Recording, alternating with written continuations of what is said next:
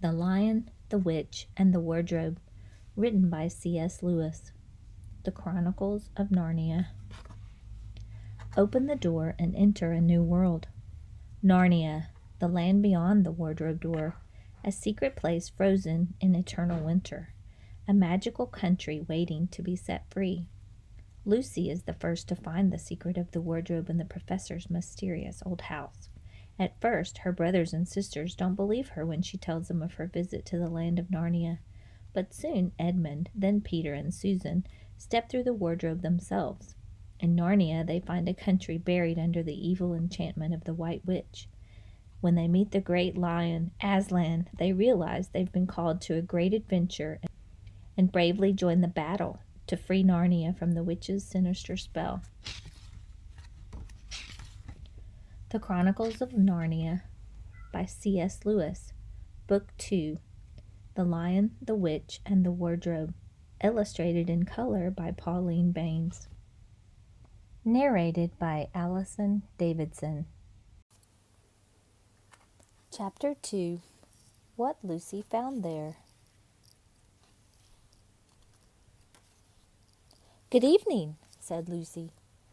But the fawn was so busy picking up its parcels that at first it did not reply. When it had finished, it made her a little bow. Good evening, said the fawn. "Excuse me, I don't want to be inquisitive, but should I be right in thinking you are a daughter of Eve?" "My name's Lucy," she said, not quite understanding him. "But you are, forgive me, you are what they call a girl?" asked the fawn. "Of course I'm a girl," said Lucy. "You are, in fact, human?" "Of course I'm human," said Lucy, still a little puzzled. To be sure, said the fawn. "How stupid of me, but I've never seen a son of Adam or a daughter of Eve before. I am delighted.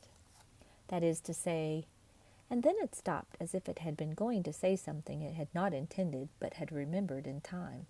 Delighted, it went on. "Allow me to introduce myself. My name is Tumnus." "I'm very pleased to meet you, Mr. Tumnus," said Lucy. "And may I ask, O Lucy, daughter of Eve," said Mr. Tumnus, "how have you come into Narnia?" "Narnia? What's that?" said Lucy. "This is the land of Narnia," said the fawn. "Where we are now, all that lies between the lamp-post and the great castle of Cair Paravel on the eastern sea. And you have come from the wild woods of the west?" I got in through the wardrobe in the spare room," said Lucy. "Ah," said Mr. Tumnus in a rather melancholy voice.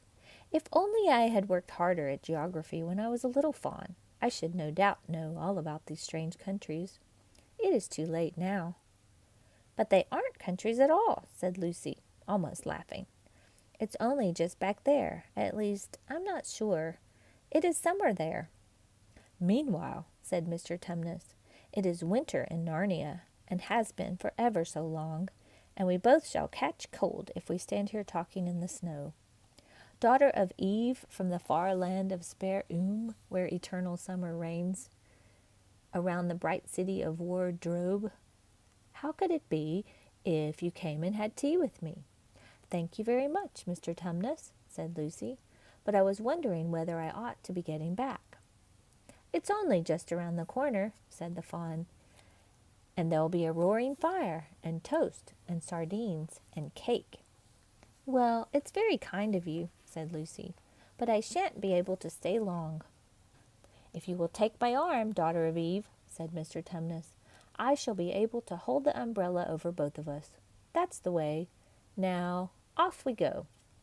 And so Lucy found herself walking through the wood arm in arm with this strange creature as if they had known one another all their lives. They had not gone far before they came to a place where the ground became rough and there were rocks all about and little hills up and little hills down.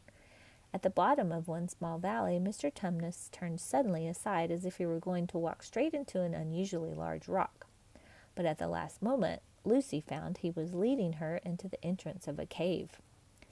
As soon as they were inside, she found herself blinking in the light of the wood fire. Then Mr. Tumnus stooped and picked up a flaming piece of wood out of the fire with a neat little pair of tongs and lit a lamp. "Now we shan't be long," he said, and immediately put a kettle on. Lucy thought she had never been in a nicer place. It was a little, dry, clean cave of reddish stone with carpet on the floor and 2 little chairs. "One for me and one for a friend," said Mr. Tumnus, "and a table and a dresser and a mantelpiece over the fire, and above that a picture of an old faun with a gray beard." In one corner there was a door which Lucy thought must lead to Mr. Tumnus's bedroom, and on one wall was a shelf full of books. Lucy looked at these while he was setting out the tea things. They had titles like "The Life and Letters of Silenus," or "Nymphs and Their Ways," or "Men, Monks, and Gamekeepers, a Study in Popular Legend," or "Is Man a Myth?" "Now, daughter of Eve," said the faun, and really it was a wonderful tea. There was a nice brown egg, lightly boiled, for each of them, and then sardines on toast, and then buttered toast, and then toast with honey, and then a sugar-topped cake.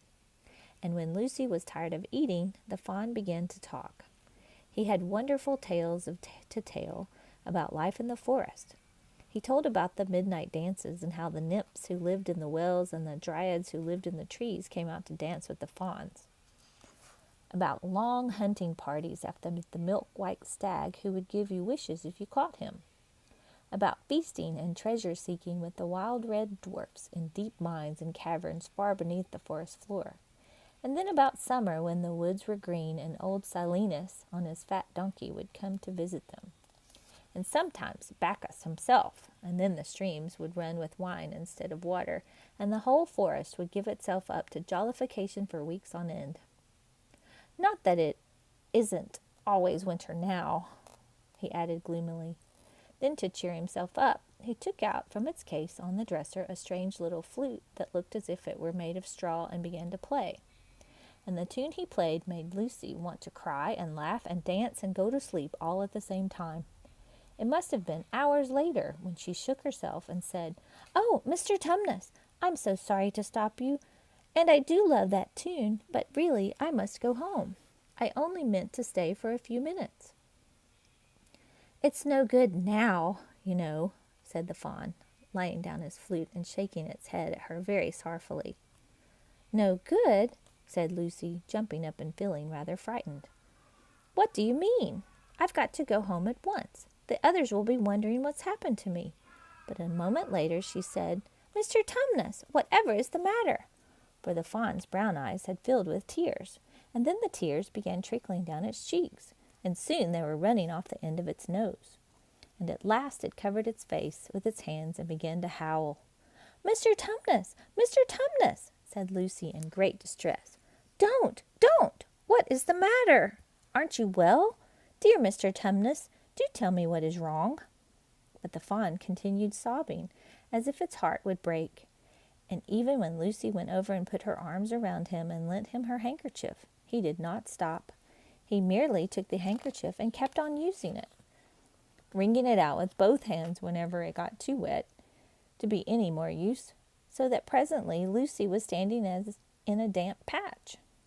"Mr. Tumnus," bawled Lucy in his ear, shaking him, "do stop! Stop it at once! You ought to be ashamed of yourself. A great big fawn like you. What on earth are you crying about?" Oh, sobbed Mr. Tumnus. "I'm crying because I'm such a bad fawn." "I don't think you're a bad fawn at all," said Lucy. "I think you're a very good fawn. You're the nicest fawn I've ever met." Oh, you wouldn't say that if you knew," replied Mr. Tumnus between his sobs. "No, I'm a bad fawn. I don't suppose there ever was a worse fawn since the beginning of the world." "But what have you done?" asked Lucy. "My old father now," said Mr. Tumnus. "That's his picture over the mantelpiece. He would never have done a thing like this." "A thing like what?" said Lucy.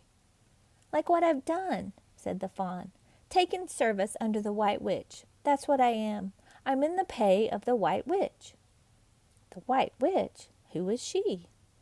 "Why, it is she that has got all Narnia under her thumb. It is she that makes it always winter and never Christmas. Think of that." "How awful," said Lucy. "But what does she pay you for?" "That's the worst of it," said Mr. Tumnus with a deep groan. "I'm a kidnapper for her. That's what I am. Look at me, daughter of Eve. Would you believe that I'm the sort of fawn to meet a poor innocent child in the wood, one that had never done me any harm, and pretend to be friendly with it, and invite it home to my cave, all for the sake of lulling it to sleep and then handing it over to the White Witch?" "No," said Lucy. "I'm sure you wouldn't do anything of the sort." "But I have," said the fawn. "Well," said Lucy rather slowly, for she wanted to be truthful and not be too hard on him. "Well, that was pretty bad. But you're so sorry for it that I'm sure you will never do it again." "Daughter of Eve, don't you understand?" said the fawn. "It isn't something I have done. I'm doing it now, this very moment." "What do you mean?" cried Lucy, turning very white. "You are the child," said Tumnus. "I had orders from the White Witch that if I ever saw a son of Adam or a daughter of Eve in the wood, I was to catch them and hand them over to her. And you are the first I ever met. And I've pretended to be your friend and asked you to tea. And all the time I've been meaning to wait till you were asleep, and then I would go and tell her." "Oh, but you won't, Mr. Tumnus," said Lucy. "You won't, will you? Indeed, you really mustn't." "And if I don't," he said, beginning to cry again, "she's sure to find out, and she'll have my tail cut off, and my horns sawn off, and my beard plucked out, and she'll wave her wand over my beautiful cloven hooves and turn them into horrid, solid hoofs like a wretched horse's. And if she is extra and specially angry, she'll turn me into stone, and I shall be the only statue of a fawn in her horrible house until the 4 thrones of Cair Paravel are filled. And goodness knows when that will happen, or whether it will ever happen at all." "I'm very sorry, Mr. Tumnus," said Lucy, "but please let me go home." "Of course I will," said the fawn. "Of course I've got to. I see that now. I hadn't known what humans were like before I met you. Of course I can't give you to the witch. Not now that I know you, but we must be off at once. I'll see you back to the lamp-post. I suppose you can find your own way back to the spare room and wardrobe." "I'm sure I can," said Lucy. "We must go as quietly as we can," said Mr. Tumnus. "The whole wood is full of her spies. Even some of the trees are on her side." They both got up and left the tea things on the table, and Mr. Tumnus once more put up his umbrella and gave Lucy his arm. And then they went off into the snow. The journey back was not at all like the journey to the fawn's cave. They stole along as quickly as they could, without speaking a word, and Mr. Tumnus kept the darkest places. Lucy was relieved when they reached the lamp-post again. "Do you know your way from here, daughter of Eve?" said Tumnus. Lucy looked very hard between the trees and could see in the distance a patch of light that looked like daylight. "Yes," she said, "I can see the wardrobe door." "Then be off home as quick as you can," said the fawn.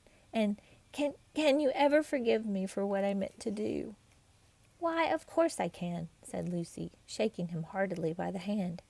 "And I do hope you won't get into dreadful trouble on my account." "Farewell, daughter of Eve," said he. "Perhaps may keep the handkerchief?" "Rather," said Lucy, and she ran toward the far-off patch of daylight as quickly as her legs would carry her. And presently, instead of rough branches brushing past her, she felt coats, and instead of crunching snow under her feet, she felt wooden boards. And all at once she found herself jumping out of the wardrobe into the same empty room from which the whole adventure had started. She shut the wardrobe door tightly behind her and looked around, panting for breath. It was still raining, and she could hear the voices of the others in the passage. "I'm here!" she shouted. "I'm here! I've come back! I'm all right!"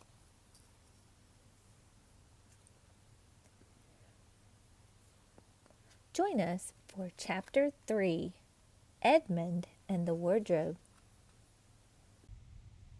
Narrated by Allison Davidson.